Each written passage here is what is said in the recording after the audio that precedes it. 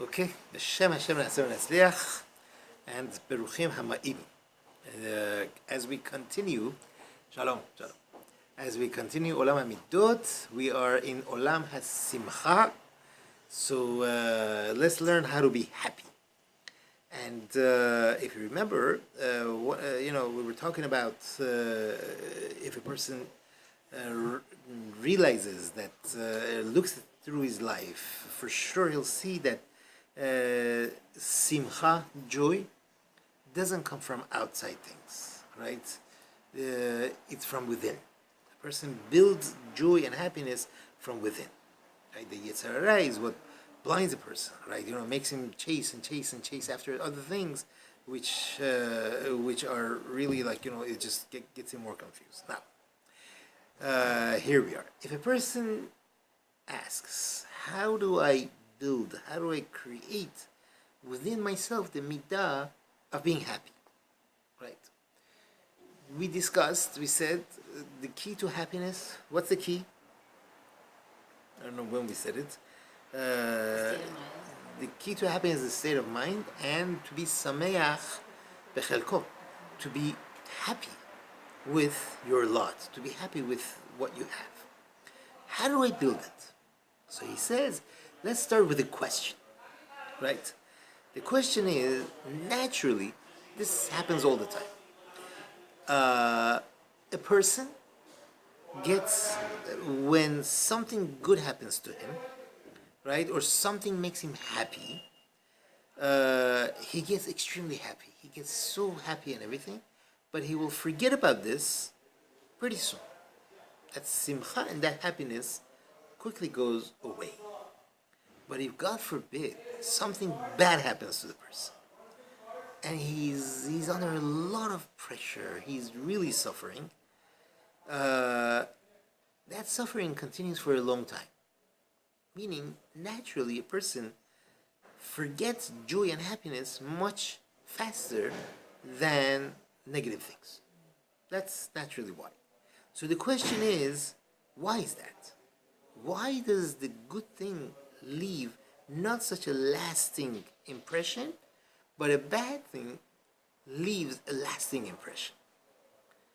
It should be the opposite, because we know that good things in the Torah are usually more. There is more of a blessing in good things, right? Like the famous saying is, midah tova meruba midat puraniut. That means the good measure is a lot more than the measure of trouble, the bad things that could happen, God forbid.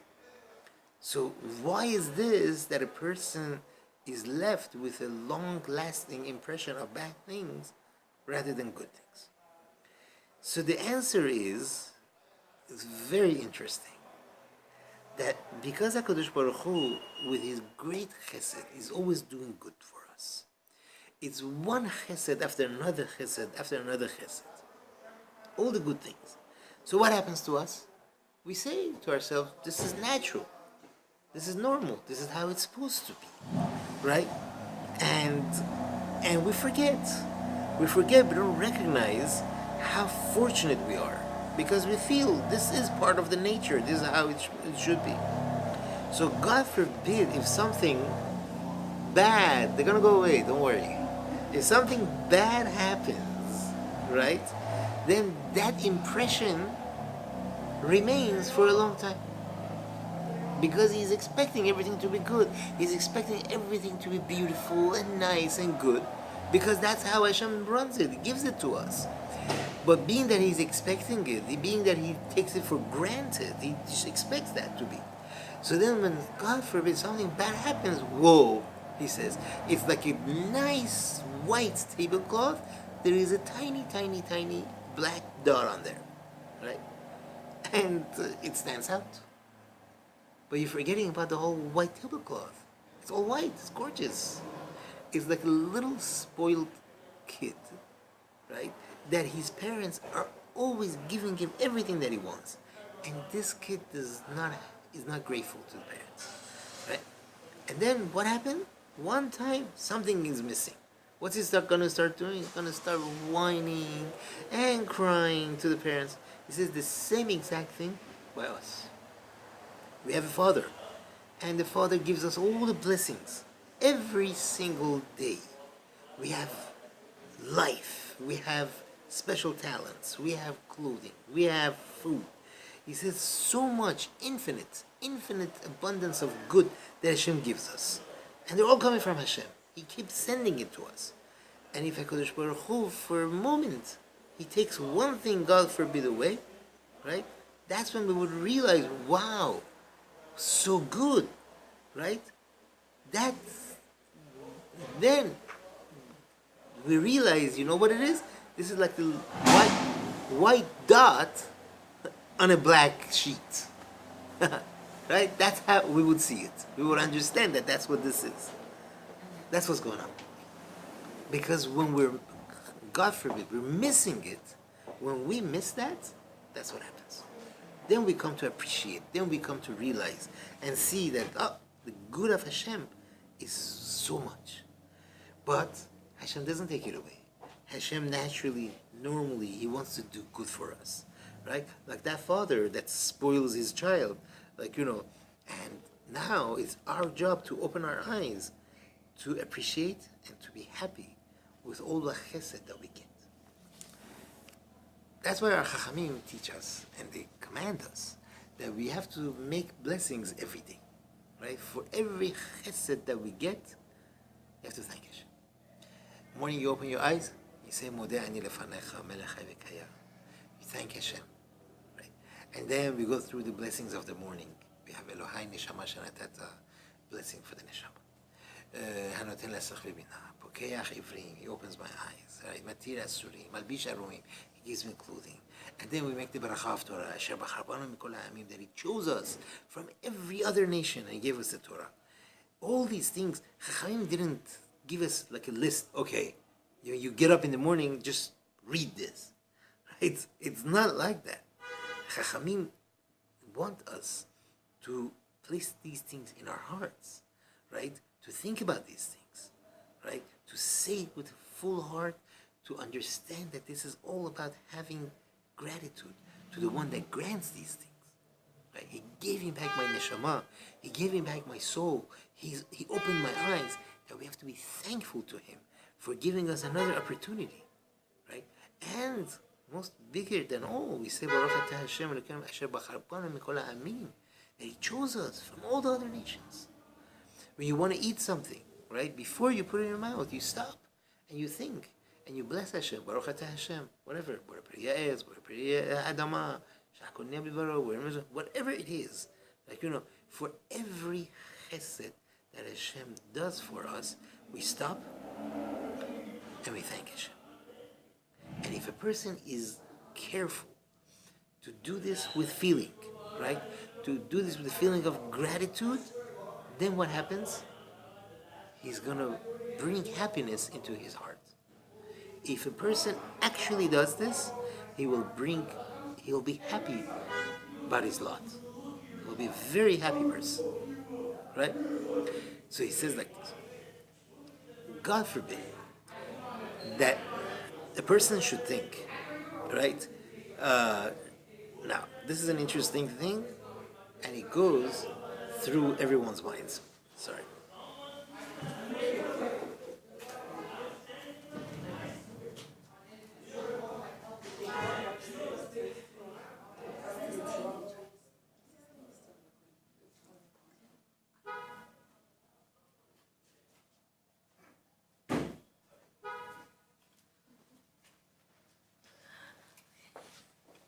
Okay.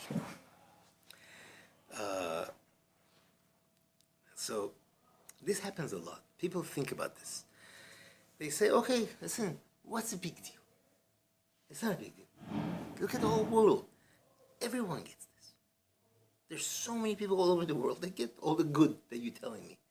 So what's special? What do I have to be happy for? So he says, a person shouldn't think that way. It's a wrong way of thinking. Number one, the first thing that we have to be appreciative is that we're not talking about the whole world. The one thing that we really need to be happy about, be appreciative about, is that Hashem chose us. Right? That's the number one. And if a person only dwells on that, he should be crying from happiness. You look around the rest of the world, what's going on? And you see Torah HaKadosha that Hashem gave us, how we live our lives, how we think, how we do things. Very different. That's the first thing that we have to realize. Besides, right, there are unfortunately people that don't even have the basics, the basic things that everybody else have, right? So, and we have, Baruch Hashem. That's something else. But besides all that, would you want to be the only one that is a recipient of Hashem's barachot and no one else? Obviously not, right? We have to have even more gratitude to Hashem because He's helping everyone, all of His creatures. Imagine, there's a very, very wealthy person and he goes around giving $1,000 to whoever he sees, right? Now, when you get that $1,000, you're not going to be happy because, I'm not the only one that's getting the $1,000. You're going to be happy.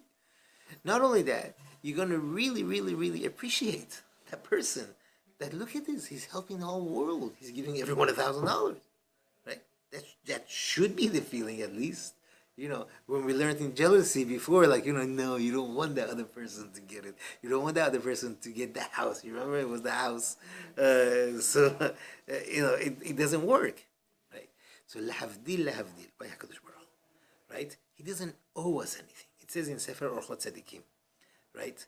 Kol hatovot hem mechasteh ha'elokim. All the good things are from the kindness of Hashem. Not that we are deserving of it, right? And not that He is doing us that good because He needs us. It's only chesed. That's all He's doing. Not that He needs to do chesed, and not that we are deserving. He just does chesed to us. That's from Sefer Orchot Tzadikim. And it's amazing. It's so true. Like, if a person realizes every second, every breath that he's taking is a gift of Hashem, is a chesed of Hashem, his life is different. So therefore, now the key to happiness is gratitude. Gratitude, right? To be grateful, to be thankful, right? And not to take everything for granted. If, God forbid, a person is sick and he's saved, Hashem saves him, how happy he will be, how much praise he's going to give Hashem all the time, right? Why? Because he was not feeling well, and now Baruch Hashem is feeling well. But how many healthy people do you see that they're thanking Hashem for being healthy all the time? Right? How many healthy people do we see? Why? People have to lose something in order to appreciate it? That's how it seems. But the truth is that this is really the best thing that a person should have, right? Why should a person, God forbid, lose something in order to appreciate it? Right? He says, look around. We live in a generation, there are so many new things that we have. Wonderful things, wonderful inventions. We have electricity, we have cars, we have airplanes, we have so many comforts, right? He says, just imagine, 100 years ago. A person comes in with a car. How many people had cars? Everybody would look, wow. And now, what happened? We're so used to it, right? But it does help us a lot. It helps us do things better. It helps us do things quicker. In a way, we don't appreciate it. We don't get impressed by it. He says, this really needs thought. We don't think enough. He says the best thing to do from time to time for a person to close their eyes and pick on one thing, one of the amenities that we have. One thing, right?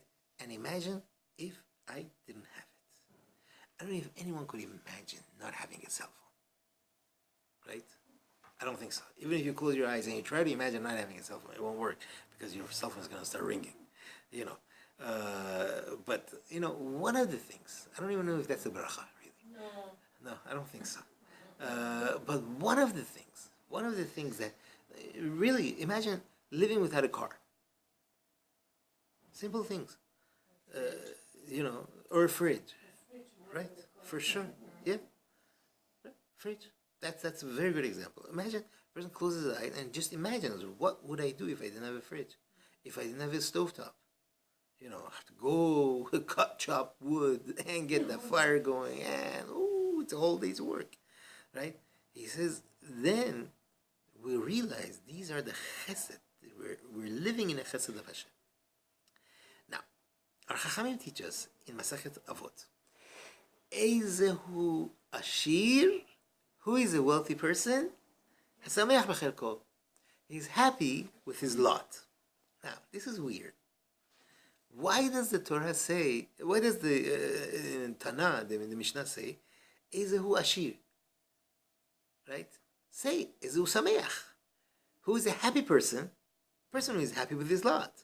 What does this have to do with wealth? This guy, he doesn't have anything. He doesn't have anything. So why do you call him an Ashir? Why do you call him someone who, Ashir usually means he's wealthy, he has assets, he has things. What's going on? Why do we call this person a wealthy person? Let's call him a happy person. I don't know, whatever.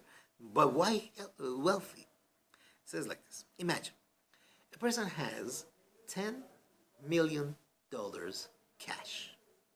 Okay? It's in the safe. He lost the key. And he has no way to get to that cash. No way. You gonna call this person wealthy? No? No. He has no connection to this cash. Nothing. There is no way he can get in there. It's a special safe. It's triggered, and if you trigger the trigger, it's gonna explode. Okay? So he's gonna lose it all. So forget it. He has no way to get to this. He has $10 million, but he ain't got nothing. He doesn't have anything. Now we have a new definition, right? That an Ashir is one who has control of his wealth, right? That's what it is. If a person has no control of his wealth, then he's not an Ashir. A person who has a control of his wealth, he's an Ashir. Step number one. Step number two. What does a person want wealth for? Wants it to make him happy, right? He wants to achieve happiness. That's what he wants. He wants to have wealth. But the truth is, it's not dependent on how much wealth you have anymore, right? It's dependent on how much control you have over what you have. That's what it's dependent on. And you know what? Chachamim teach us, Ma'abed Chasim, Ma'abed Aga, also in Pirkei Avot. One who has more assets, he has more to worry. So it's not really a blessing. So, that's not a blessing either. That's not. And but so it comes out that the truth is that the more a person is aware, the more a person has control of what he has, that's what will make him happy. And that's what Chachamim meant. Who is called a wealthy person? Is a person that is able to see nachat from what he has, is able to draw, to have control over what he has. That's what it is. That means he is happy with his chelek. He could be a wealthy person because he knows how to use his money. He knows how to properly be happy with what he has. But a person who has a lot of wealth, he wants more and he wants more. So he can't be happy with what he has. You want a definition of a person who is an ashir, real wealthy person? That's a person who knows how to be happy with what he has. It could be a lot or it could be a little. That doesn't matter. That's what makes him an ashir. That is the true wealthy person. If a person doesn't recognize that everything that he gets is a chesed of Hashem, right? He will never be happy, right? But when a person does realize that everything that I own, everything that I get is a chesed of Hashem, he will have happiness within his heart. He says, we have a job. We need to open our eyes and to see the world of chesed that's before us. He says, I'm going to quote for you the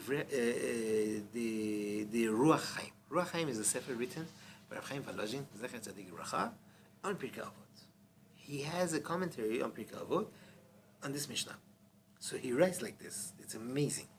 He says, normally, people think that a person who is always a beggar, always poor, and if he finds a large sum of money, what's going to happen? He's going to be very happy. Whoa, he's going to be the happiest person. And that happiness, he's going to thank Hashem, he's going to start dancing, and he's like, from the depth of his heart, he's happy. After a while, he gets used to it. And he's thinking, okay, what do I do to make more? Right? How do I do this? What happened? He's not happy anymore. Right? He's not happy with his wealth anymore. Right? He wants more. And he's going to work much, much, much harder than he ever did in his life to get more and more and more. And nothing is going to be enough for him. But if a person has settled in his mind that every moment, whatever he has is in the hands of Hashem. At any moment, everything that he has is in the hands of Hashem. In a split second, he could lose everything. Every penny that he has is all in his hands. Like he says in the Pasuk, Yachad Ashir ve'evyon. Pasuk in Tehillim, right? Tehillim Memtet 49. Yachad Ashir ve'evyon. That means by Hashem, it's a split second. Everything could turn. When a person realizes that, then what happens?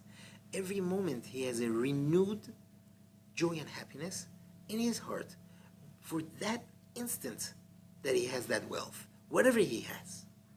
Right? Whatever he has, he'll be very happy with. At this moment. Baruch Hashem, I have this, and I have this, and I have this, and I have this. And you know what? God forbid people could lose things. Right? That's why the Lashon, the language of the Mishnah is Ezu Ashir HaSameach Bechelko. What is HaSameach? That means right now, this instant, present time, he's happy. Right? He's always happy with his portion that is now, that's his wealth. That's the end of quote from Rav Chaim Volozhin. He says, we need to understand, this is a very important foundation for us, right? To recognize that at any moment we're in the hands of Hashem. When we know that, when we realize that, when we recognize that, then we see how much good Hashem is bestowing upon us. Every moment He's giving us beracha after beracha after beracha. He's maintaining us every moment. He says this is an extremely important for us to realize. Now, when it comes to prayer, it's the same idea. A lot of people feel that we have to pray when we need money, when we need something. We have to pray. We have to pray that Hashem should maintain what we have. Should maintain for us the blessing that He's giving us right now. So that's an important thing to remember. Okay? Let's move to halacha.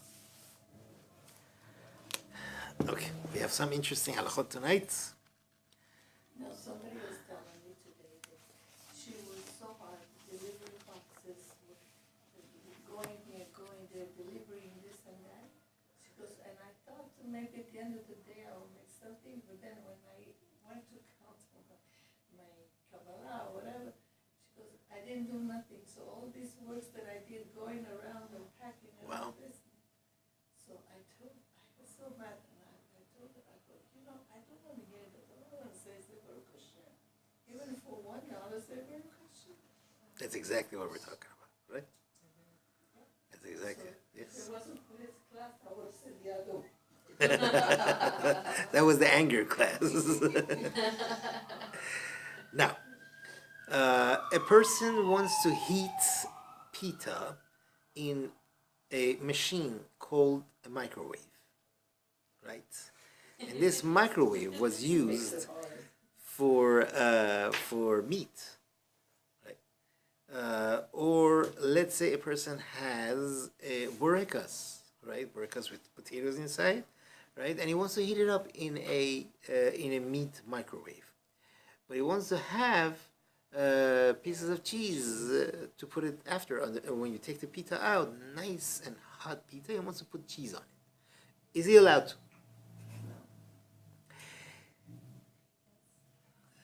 Depends. It's clean. Chazak Baruch. A depends if it's totally and absolutely clean. If your microwave is absolutely clean, there is nothing on the walls, there is nothing anywhere, so then there's nothing to worry. You could go ahead and do it. Same thing vice versa. You have a dairy microwave and you want to heat up some sort of a food to eat with meat, right? That therefore is a personal love, but you got to make sure there is nothing, there is no grease, there is nothing still in your microwave. Doesn't matter how long ago we used it. No, in this it doesn't really matter. We're not talking about, yeah. Does it also apply to a toaster? Or that's different? No, that's different. The toaster, usually toasters are not clean, and they're very hard to clean. So I wouldn't suggest this in toaster. No, Oven? it's easier. Oven was last week, right? It's easier. It's easier than a pot, but yeah, oven is easy. Open fire. Easier. Yeah, open fire. Now, all these things. You remember last time we discussed about the frying pan.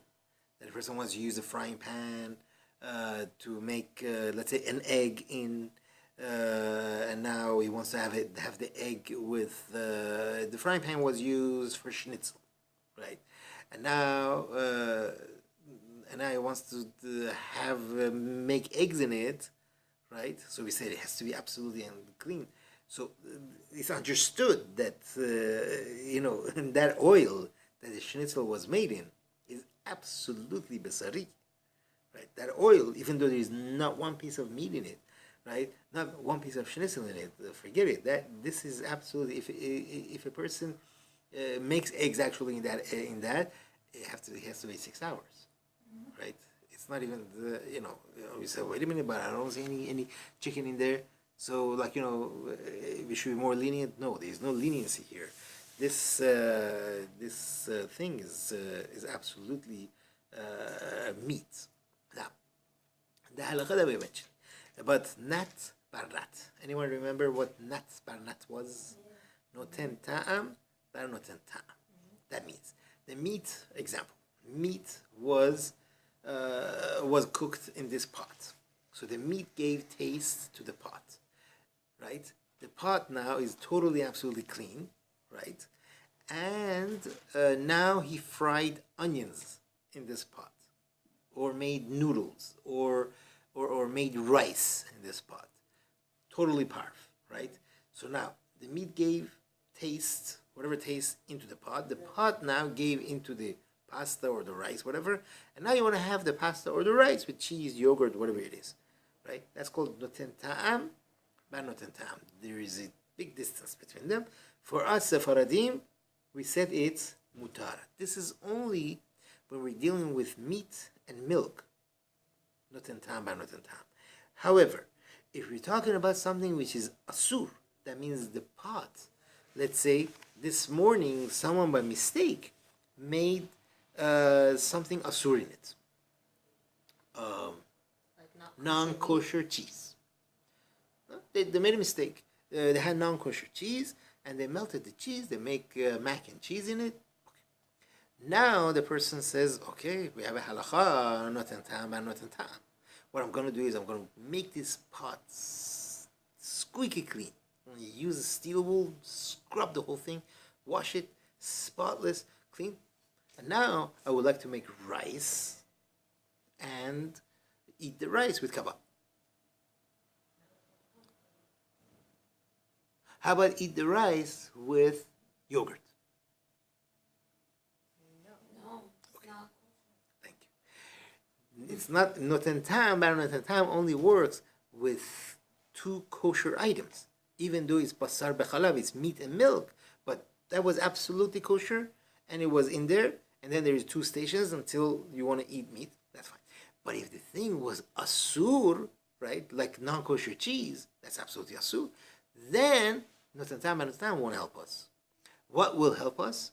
Wait 24 hours, as we mentioned. If 24 hours pass, then it becomes pagum. Whatever taste of asur was in this pot becomes pagum. That means it's blemished. And now, if it's totally absolutely clean and you really, really, really have to, then use it for this. The best thing to do is we have to do hagala, right? That's the best thing to do. But if it's have separate for fish and meat? No, Say you used it that was a for few weeks meat ago. also. No, we don't need to. No, just wash it off and everything. But I think the halacha in this case is that if the cheese was non-kosher, you have to do hagala. You have to do hagala first. It would be impossible to use without hagala. Hagala means with dipping in hot water, right? Now, Ashkenazim are more machmir, are more stringent when it comes to the halacha of noten tam ba noten tam. They don't tell you that lechatechila, that means as a first thing, like, go ahead and do it. If you go and ask Ashkenazi Rav, and you say, listen, Rabbi, I made chicken in this thing, but I heard that you could scrub it clean, and once it's totally clean, within a couple of hours, I could put this in the oven with mac and cheese. Like, he'll tell you, he'll open up his eyes and look at you, and remove his glasses and say, no way. Because yes, that's true. Ruma in the Shulchan Aruch says that you can't do this. You cannot rely on nat barnat except for once it's already done. That means she comes to the rabbi and says, Rabbi, what can I do? I did this. She says, okay, don't cry. It's okay. It's fine. I'll tell you. Okay, that's for sure, right? But lechatchila, you won't tell you, okay, you could eat the pasta with cheese. Go ahead and do it, unless 24 hours passed on this pot, and then there's that allowance. Now, let's get to a dishwasher. Just a few minutes. How does a dishwasher work? Anyone know how a dishwasher works? Let's first see how the dishwasher works. In a dishwasher, we have racks, right? It's not trays, it's racks, because you need the water to travel. What happens is, normally, everyone scrapes whatever food items there are on the dishes and in the pans, and then they place them strategically in a method that everything should get to it. Now, there are two sprays, right? Mechanisms that they go around and they spray water on this thing. But before that happens, your dishwasher will get filled with water. Cold water. In the beginning, it's cold water because that's just for rinsing. It wants to rinse. Then the two spray things, they start turning, and water comes out with a very, very, very strong spray to scrape it more. And then inside the door, you have a cleaning agent, right? Depending on the dishwasher, some have also a thing to make it shine, different things. Then that cleaning agent is released into this water, and at this point in time, the water with a heating element becomes hot, depending on a higher temperature setting or a lower temperature setting. Lower temperature setting is usually for plates, forks and knives, that sort of stuff. Higher temperature setting is for more dirtier things like pots and pans. Now, that's how they'll, that's what's going to happen to the temperature.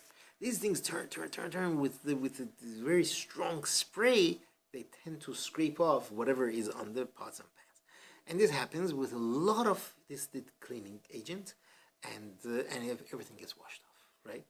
And then there is a rinse cycle, where, again, these things start spraying either hot or cold, depending on the setting, water to rinse it, and sometimes they rinse it twice to make sure it's clean. And then if you have a polishing thing, like, to make it all nice and polished, they have that. And then you have the drying thing, like through either hot air or just air, like, it dries everything, and voila. If any pieces of food are left, it gets stuck in the drainage. It won't come back into the dishwasher. Now, you washed something dairy in your dishwasher, okay? And now you want to wash something meat in the same dishwasher. Are you allowed to do that? I heard yes. It wouldn't be an issue if it's hot and the stuff's in the drain and all that. No, we're not worried about nothing. It actually cooks. I've heard people cook lasagna. Yeah, people do cook in their dishwasher. Is that right? Okay. How? But that's so weird. That's so weird. Okay. Steam cooking. But really, halachically, especially for Sephardim, it's allowed. It's allowed to do. Some even say that at the same time, Oh, wow. you want to put dairy and meat in there, because what are we doing? You're not cooking anything, and the water that comes on there and washes it, what? It's gonna touch the food and everything. It's gonna carry from one plate to another plate or from one pot to another pot. It's all full of soap, and it's all getting washed off. So you're not actually doing anything. You're not cooking meat and milk together, and you're not even mixing them up together. Even though the water's hot? Even though the water is hot, the water is filled with soap, right? So therefore, I wouldn't do it. I wouldn't even think of doing it. But as long as we understand the halakha, right? We understand the halakha, that if a person wants to do that, there's things involved. It's noten ta'am lifgam. Whatever ta'am, whatever taste of meat or milk there is ruined. It's destroyed, right? We say it's pagum, and therefore one could go ahead and at least interchangeably use it. Do you want to do it? Do you not want to do it? You want to set the higher standard? That's something else. But let's first understand the concept of it in halakha, and then take it from there. You're saying we have to rinse this thing before